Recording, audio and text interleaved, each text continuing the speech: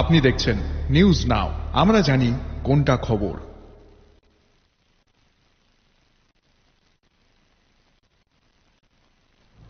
অবসর গ্রহণের পরও সমাজ ও ছাত্রছাত্রীদের কল্যাণে নিজেকে উৎসর্গ করেছেন এক মহীয়সী শিক্ষিকা।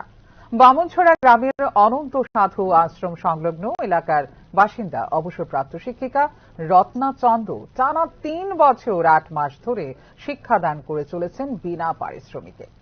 চৌলুবাড়ি হাই স্কুলের অবসর পরবর্তী সময়ে তিনি সম্পূর্ণ দায়িত্বশীলতার সাথে ক্লাস নিচ্ছেন নিয়মিত। এ সময় তিনি কোনো ধরনের পারিশ্রমিক নেননি।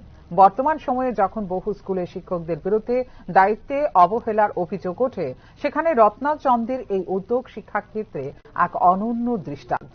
রত্না চন্দের এই মহান উদ্যোগ তাঁদের সন্তানদের শিক্ষার মান উন্নয়নে গুরুত্বপূর্ণ ভূমিকা রাখছে বলে জানিয়েছেন গ্রামবাসী।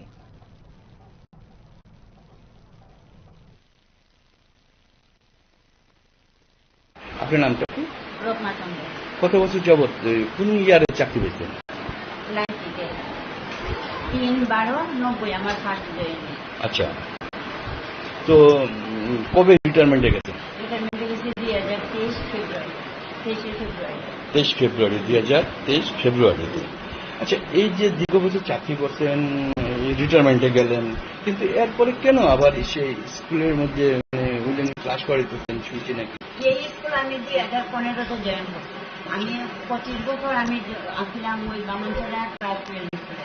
তখন আমার ট্রান্সফার করা হয়েছে, আমার কাছাকাছি স্কুলে দেওয়া হয়েছে। আমি তখন এই ষোলবাড়ি হাই ষোলবাড়ি তখন এসবি স্কুল আসছিল, 17তে এটা আপডেট হয়েছে হাই স্কুল হয়েছে। তখন হাই স্কুল হওয়ার পরে আমার খুব মনে একটা উৎসাহ, আমি এতদিন ধরে হাই স্কুলে চাকরি করেছি, ওখানে এসবি স্কুলে যখন আমি হাই স্কুলের ইয়েটা পাইছি, তখন যেমন আমার একটু উৎসাহটা বাইরে গেছে। এর পরবর্তী সময়ে আমার 2জন স্টুডেন্ট ওই স্কুল আমি তারা পড়াইছি, ওই যে সুদীপ দাস একজন, বিজয় দাস একজন, তারা এই স্কুলে জয়েন করছে। তখন যেমন আমার একটু উৎসাহটা বাইরে গেছে যে আমার 2জন স্টুডেন্ট আমার সঙ্গে থাকতে বলবো, তারা এই স্কুলে জয়েন করছে। আমিও তখন খুব খুশি যে তারা এসে। তখন পেনশনে গেছি আমি, তখন আমার স্টুডেন্টের আজ থেকেই আমি আমার পেনশনের কাগজপত্র সব কিছু ইয়ে করছি, মানে হেরা ওই যেমন আমার গার্জেনের মতো এমন হয়েছে আর কি, যেমন আমি তারা থেকে ইয়ে করতেছি। এরপরে আমার আশাটা যে প্রথম অবসর চাকরি থেকে অবসর যাওয়ার পর আপনি যে স্কুলে যে মানে প্রতিদিন ক্লাস করান, তাদেরকে পড়াশোনা করান, আপনি মানে কি কারণে, কেন? প্রতিদিন না, যদিও ধরেন না আমি সপ্তাহে 3 দিন বা 4 দিন, আবার যদি কোনো অনুষ্ঠান বা কোনো প্রোগ্রাম থাকে পাশাপাশি আইতে হয়, এটাও আইতাছি।